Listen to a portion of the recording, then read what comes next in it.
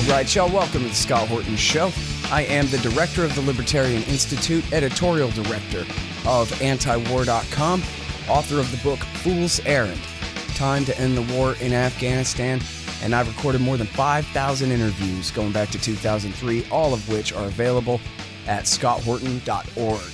You can also sign up for the podcast feed. The full archive is also available at youtube.com/Scott Horton Show.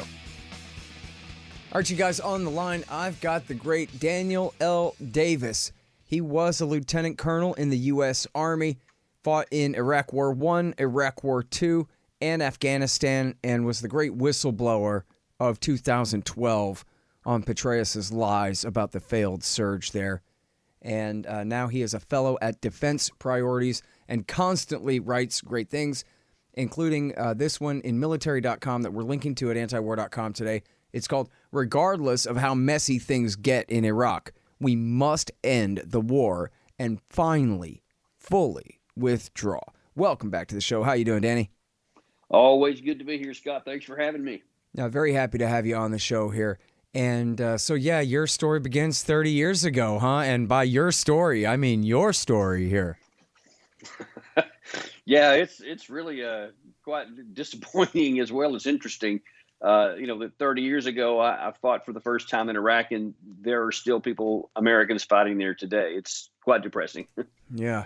And so, well, let's skip a few steps and, forget Bill Clinton and Iraq War 1.5 and all of that. But let's start with Iraq War II in 2003. America, in a sense, won that war and lost it at the same time, it seems like, huh? Well, what it really highlights that,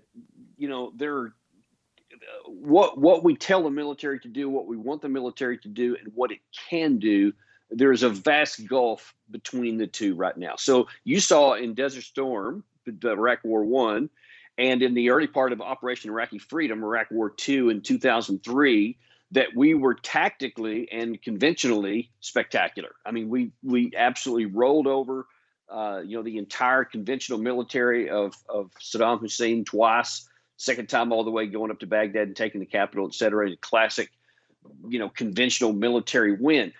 But the wars are not just fought to take terrain. They have to accomplish a political outcome. And what we have been sending them to do are to try to accomplish with military power something that can't be accomplished with military power, which is deal with political issues there. So when it comes to fighting an army, well, a bad army, let's be clear on that. Let's be honest. We did a great job and at almost no cost. I mean, really low cost. But when it comes to trying to win these insurgent wars with conventional military power, we just have been just abjectly unwilling to acknowledge it can't be done. And even though we have now 2 full decades of experience of proving that, both in Afghanistan and Iraq, we just can't let go of it. And we're just still trying to win something that can't be won. Mm-hmm. All right. Now, so in the war, I mean, essentially they fought for the Shiite supermajority's political factions, not necessarily for the people, obviously, but for Scary and Dawa and Sadr, what was then called the United Iraqi Alliance, and which still has taken the shape of total dominance inside the Iraqi parliament, and even, of course, the sectarian cleansing campaign that really made Iraq something like an 85% Shiite city now, or worse. And so, but then the side we fought for told us, okay, now beat it. And you reference in here how when Obama pulled the troops out in 2011, that was, based on his statements in the campaign that he had promised to do that. But also it was according to the timetable that Bush had signed on to. Right. Because the guys that he fought the war for told him, thanks a lot for the help. Now don't let the door hit you in the ass on the way out. And so this goes right to what you're talking about in terms of like, oh yeah, our tanks can beat your tanks in a battle, but don't ask George W. Bush whose side he's fighting the war on, because he doesn't know. Yeah, and I guess Stephen Hadley didn't either. I don't know. It wasn't until 2005 that these guys, finally realized that, geez, I'm kind of not really doing this right. Yeah, well, I mean, it just again just underscores that we have, and look, we just got to admit this in the United States, for all the intelligence and the spectacular human capital that we have in so many different capacities and categories, we just have a horrible track record and of ability to think strategically. We think tactically almost exclusively. Whether you're talking about politics world with nothing further than the next cycle, 2 maybe 4 years out. That's about the extent of it. And in the military realm, all we think about is the next tactical operation. There's almost no thought or no comprehension of what comes next. Mm-hmm. After you finish this, then what? If you accomplish whatever you're sitting, whether it's the 2003 OIF march to Baghdad, after you finish that, then what? What are you going to do then? And how is that going to accomplish something of value to the United States? Right. Those questions don't even get asked, much less answered. Yeah. Danny Sherson talked about fighting against Sadr in East Baghdad. And now when he first got there, he told his commanding officer that, the thing is that these are the Shiites that basically were fighting the whole war for. So we ought to take a real kind of friendly hangout sort of attitude rather than really picking on them, because it's the Sunni-based insurgency in the West is really the fight. And then his commanding officer said to him, yeah, right. We're here to get some. Let's go get some. So they're out there picking a fight with Sadr essentially for the interests of a junior officer, but at least a mid-rank officer is out there picking a fight with people who in the larger strategy are the ones we're fighting for. And this is, I guess, before Petraeus decided to really launch the surge and focus on Sadr. This was just kind of the self-licking ice cream cone of just having men deployed anywhere. Because they just go to fight. They don't even know whose side they're supposed to be on and don't really care. That's above their pay grade. And it's funny. In fact, could you explain this to me and say whatever you want about that too? But something that seems, I've had trouble kind of putting this into words. I think I just figured it out. I hear military guys talk about, well, that's above my pay grade, right? My job is putting the team together and going and winning the mission. Who it is we're attacking, that's somebody else's job. And it reminds me, honestly, of like being 7. And I have a good memory for when I was a little kid. And how there are things that are just above my pay grade, right? Like sometimes we're going furniture shopping and I'm just along for the ride. These decisions are made by people with far more power and authority than me. And frankly, I'm not interested in all the questions that go into it. It's just somebody else's responsibility, but I'm along for the ride. But that was when I was a child. Right now that I'm an adult, I'm supposed to figure out as best I can what it is I'm doing before I make decisions and do things. And yet it seems like military guys really take this sort of childish attitude that essentially, if I'm a major, then the colonel is the daddy, and he's the one who knows what he's doing, and I'm just supposed to go where he tells me and shoot who he tells me. Well, it's a little bit different than that because I saw various versions of that, especially in Afghanistan, where I saw a lot more action than I did in Iraq. But you saw guys that were anguished about this because they were told by the parent, in your analogy, to go and to clear this certain area here and to set up a new outpost here. Those guys on the ground knew that it was meaningless. That it doesn't matter if you hold this piece of, dirt or not in Afghanistan.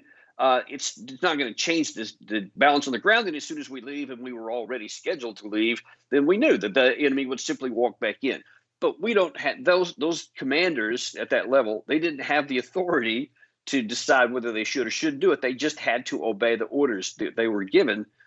Because that's what the guys above them were given, et cetera. And it just keeps cascading upwards. And you can't, unfortunately, you can't get into a situation where the military guys get to decide on their own if that's, a good idea or not. That's why we need people like you to put pressure on, people in Congress and incite others to tell their political people who have the authority to say, stop doing these stupid things. Mm. That we need to stop doing so that we don't put troops like that, like Danny Sherson and some of these other guys, in these no-win situations. Right. And it's, of course, the American people are told that you shut up about this. Unless you're a soldier, you don't have the right to talk about this, especially to be critical of the policy, or else you're stabbing the soldiers in the back. You're spitting in their face and calling them baby killer, like somebody heard that somebody supposedly did that one time in 1968 or something like that. And so the authority and the responsibility are completely diffused. Everything is above everybody's pay grade. And even our presidents have to say, well, geez, I don't know. The American people want us to keep them safe from the war. And so they're going to call me a wimp if I end it too soon or something like that. And so nothing is anybody's fault, even though this whole thing goes on forever. There's a lot of that. This nobody's willing to take any responsibility. And the easy thing is to just let the status quo maintain. I mean, you can be really effective as a congressman by just going with the flow and just doing what the group says, and you keep getting reelected. With the generals or the colonels, you keep doing what you're supposed to do. You do what they tell you to do, and you get promoted. That's just how it works. It's a lot easier to go with the flow and get rewarded than it is to stand up and do the right thing like Scherzen did. And there's some personal price to pay in there, but we just need more of it, because otherwise we all pay the price for the go along crowd. Okay, you guys, check it out. The new book is finally done. Enough already. Time to End the War on Terrorism. It's available in paperback and Kindle. Also, the audiobook is coming, although that might take a little while. For all those who participated in the big fundraiser of 2019, I have the list, and you will be getting all your stuff as soon as my boxes of wholesale copies arrive. Thank you so much to everybody for your support of the show and of the Libertarian Institute, and I hope you like the book. Hey guys, Scott Horton here for ExpandDesigns.com. Harley Abbott and his crew do an outstanding job designing, building, and maintaining my sites, and they'll do great work for you. You need a new website? Go to ExpandDesigns.com/Scott and save $500. Hey guys, check out Listen and Think audiobooks. They're at listenandthink.com and, of course, on audible.com.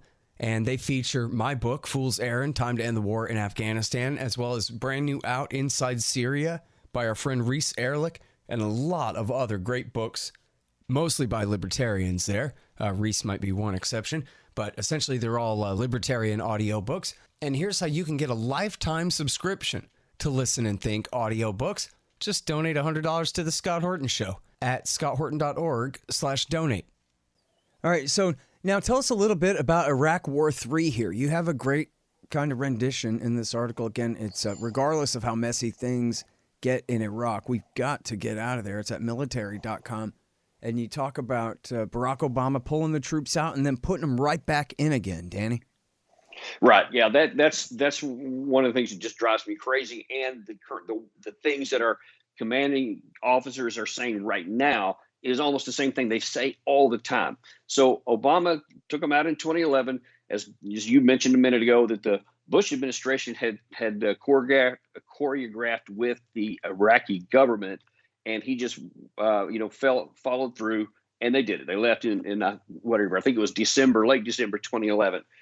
That was fine if he had stayed there. But then all of a sudden you have ISIS rise up and expose the incapacity of the Iraqi military to just do basic security services in their own country. And instead of saying, okay, we're going to protect our country by sealing that area off and making sure nobody threatens the United States coming from that area, you guys made this mess, you guys fixed this mess. Instead, we said, hey, we'll help you out again.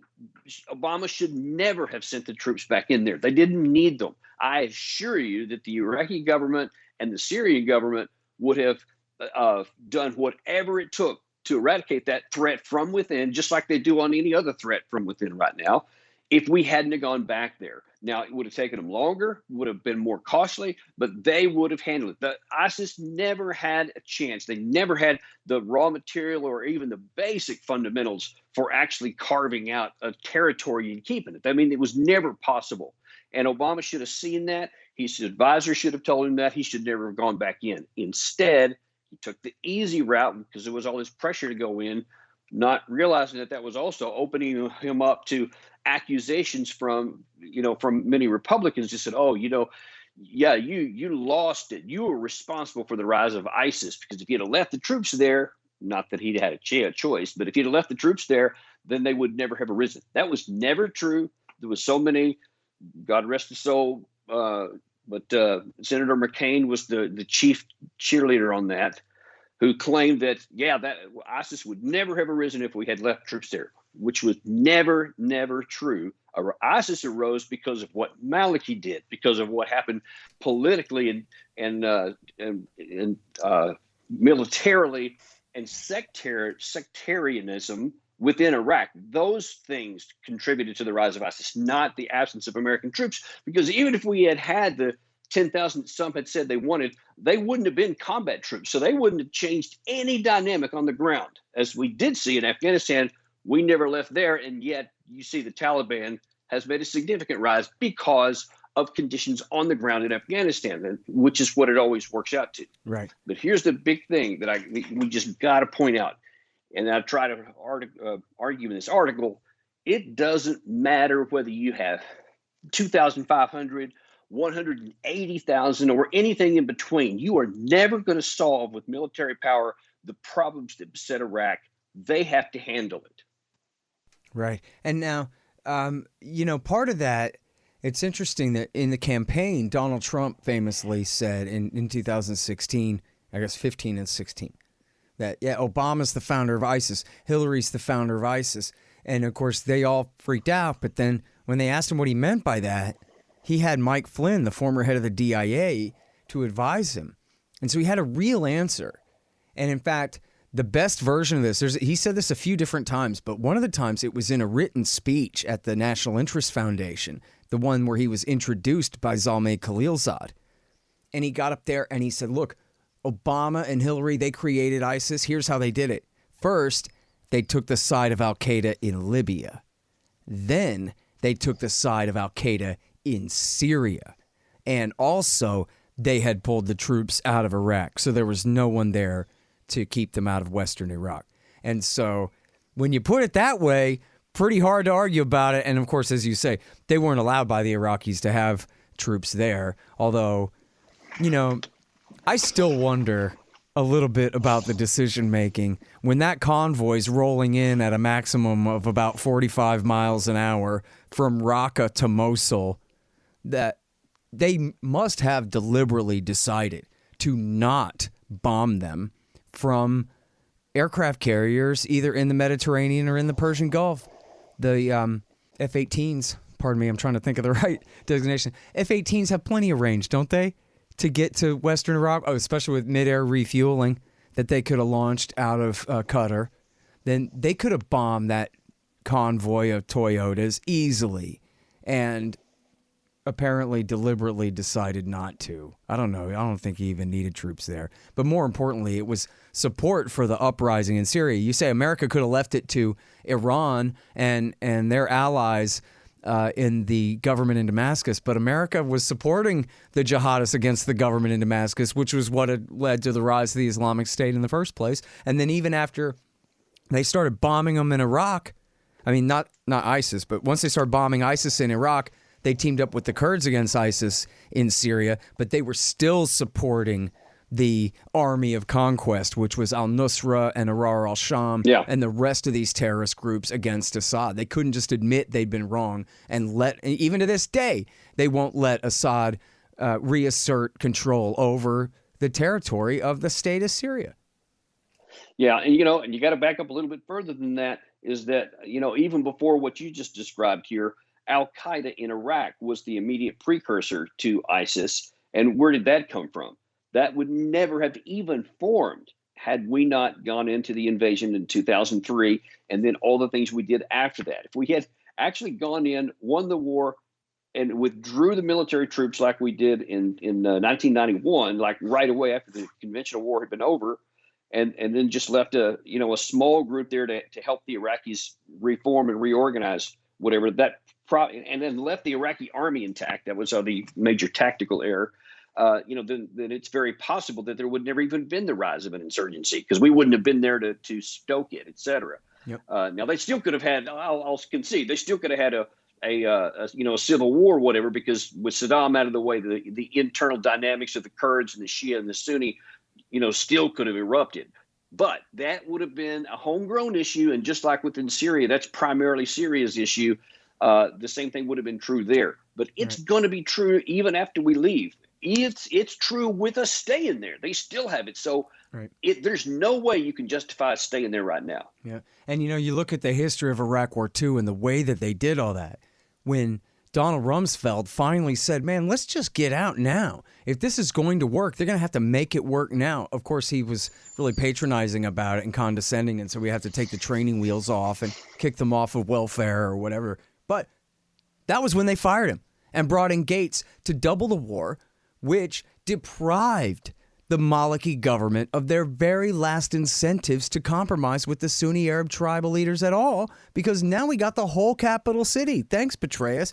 And so, whereas if they'd quit in the fall of '06 when Rumsfeld said so, then at least there would have been pressure on Maliki, real reason for him to try to find a way to compromise. Now, maybe he wouldn't, as you say. Maybe it would have been a total civil war anyway. But instead what happened? America handed the Dawa party a total victory over their enemies. And then, as you said, Maliki just completely, lorded it over the Sunnis and or just cut them loose.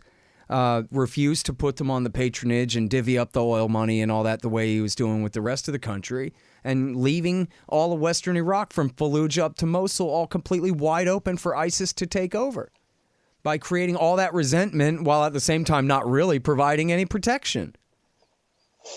Yeah, it's a mess all the way around. I mean, all the way around. There's almost nothing good that we did throughout this entire thing, and we just have to get out now. There is no value in us staying there. There's not even a faux mission. There's not even a fake mission that we're there to accomplish. We're just there. And Trump should have gotten us out before he left. He didn't. But now Biden should shut this off. He should shut off both Iraq and Syria as quickly as possible, because all they do is to continue to keep the possibility of stumbling into a war. I mean, we've already seen a couple of times that there's been physical clashes between U.S. and Russian troops in Syria. And of course, we're a constant target for these militia, these Iranian-backed militia that want to attack the United States and pay us back for any number of ills that they claim we've done. But by having them on the ground as stationary targets, it makes it easy. So let's get rid of those targets. Let's improve our security by not having people on the ground that they can attack, and we'll be a whole lot safer as a country. And one more time for the people in the back, too, that these Shiite militias that you're talking about, these are the guys we've been fighting for 17 years. Even when we fought against them, we were still fighting for them, as we were talking about with the battles in Sadr City there. These guys are all part of essentially the United Iraqi Alliance, all allies of Badr and Sadr and Dawa, one way or the other. And so, well, dude, all during the whole anti-ISIS phase, we were working with all the militias. So we were with them even then. Right. And in fact, I quote him in the book where especially in the Battle of Tikrit, the Americans said, we can't deny we're flying air cover for the Iranians on the ground. The IRGC is helping lead these militias on the ground in the Battle of Tikrit. And then they got quotes from the Iranians saying, we got to admit, we couldn't have done it without the Americans' help. and then John McCain is screaming that, we're flying as Iran's Air Force in Iraq. And it's like, yeah, because of you. And not just because he supported the war in 2002 and 3, but he supported staying. He supported the surge for the Shia then. And he supported the regime change effort against Assad to try to make up for that fact by taking away one of Iran's friends since we gave them Baghdad. And then when that blew up into the Islamic State and we take Iran's side again, there he is complaining again. When he was the one. Yeah. And so anyway, but now the reason you say we don't have a mission there, but we do. The Special Operations Forces are there, still going on raids with the Iraqi army against ISIS. In fact, we had a couple of guys shot late last year, or like one guy fell down in a crevice or something, or some terrible thing. Well, I want to distinguish. We don't have a mission. We have tactical objectives. Those are actions. We just go with and do special forces to do raids, to hit targets, whatever. But they're divorced completely from any strategic rationale, i.e., they're not leading anywhere. Right.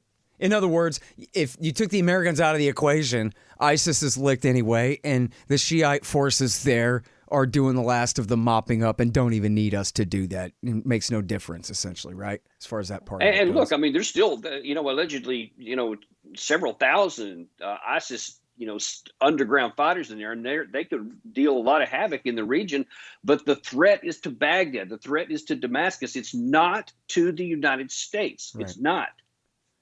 Well, and especially when you look at these attacks that are supposedly launched by these Shiite militias against us, It makes perfect sense whether we're talking, late 2019 or this one that took place. Late 2019 is the one that ended up leading through a series of escalating moves there to the assassination of Qasem Soleimani, and then the rocket attack on the American base, which thankfully they left it at that.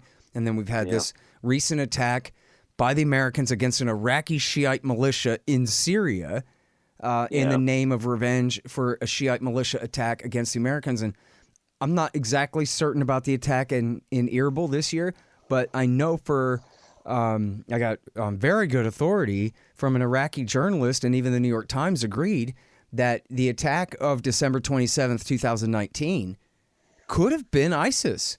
Could have been anybody. It could have been a Shiite militia that doesn't know a word of Farsi and doesn't have anything to do with the Iranians at all. But more to the point, it could be the ISIS trying to create a division between their two worst enemies, America and Iran.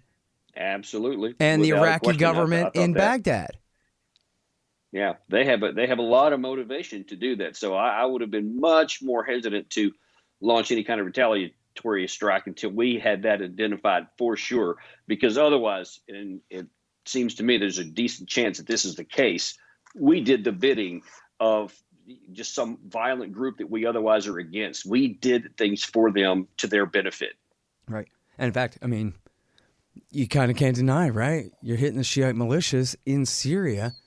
That's a blow, a modest one, but that's a blow for ISIS. Yeah, who does that benefit? Not us. Right. It doesn't teach any lesson. It just makes them want to do revenge more. So it doesn't help us. But, if anybody, it helps, some of these other groups that don't like them. Yeah. And then, I mean, here's where it really comes down, right, is especially with fuddy-duddy old Biden up there and his staff of hawks who have been responsible for so much of this stuff over the years, that let's say hypothetically, we have some kind of major rocket attack where quite a few American soldiers are killed in Iraq. Now we can't leave. Now we have only one choice. Yeah, we being the administration. We have to make it worse. We have to escalate. And that really could lead to a war against the government that we've been fighting for, the groups that we've been fighting for 17 years now. And could lead to even worse, a real war with Iran. Yeah, because I already mentioned there, the potential for clashes against Russia and something that could really go bad. But yeah, I mean, we got lucky that we didn't have a bunch of Americans killed in that January 2016 retaliatory strike by Iran.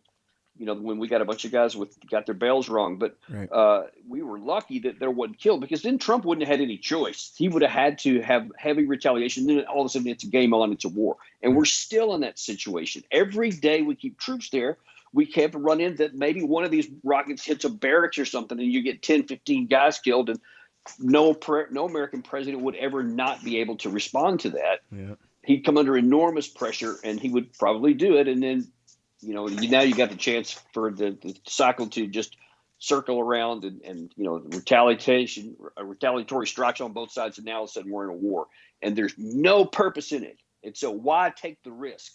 Get them out now. Yeah. And you know what? Here's the thing, though. There's no pressure on Biden to get out of Iraq and Syria, right? And the fake lesson of the safe haven myth that you can't leave Iraq or else ISIS will take over again. Never mind, because they can't admit that it's their fault for supporting the jihadists in Syria for 5 years. And so they're just going to stay. That's what I fear is going to happen, yeah. I mean, you see all kinds of pressure. We got to get out of Yemen. Come on, get out of Afghanistan. We have a peace deal or a withdrawal deal, at least, for Afghanistan. Yeah. Let's stick with that. But get out of Iraq and Syria, there's virtually no chorus for that at all other than, our group. I know. I just keep hoping that someday somebody will listen, but yeah. Reason? Yeah. No, they won't. All right. Now, here's the other thing. Oh, what time I got? Oh, man, I got to go. You know what? Let me interview you about China next week. Okay. You got this great piece about China and Taiwan and America's options and all that. I really want to go over, but I just got to go and interview Gareth about Afghanistan right now. Tell him I said hey. I sure will. Thank you so much, Danny. Appreciate it. You bet. Talk to you later. All right, you guys. That is the great Daniel L. Davis. He's at Defense Priorities. In fact, speaking of Gareth interviewed him right after he blew the whistle back in 2012 about the failed Afghan surge. And anyway, check this one out. It's at military.com. Regardless of how messy things get in Iraq, we must end the war and finally fully withdraw. The Scott Horton Show, Anti-War Radio, can be heard on KPFK 90.7 FM in LA, APSradio.com, antiwar.com, scotthorton.org, and libertarianinstitute.org.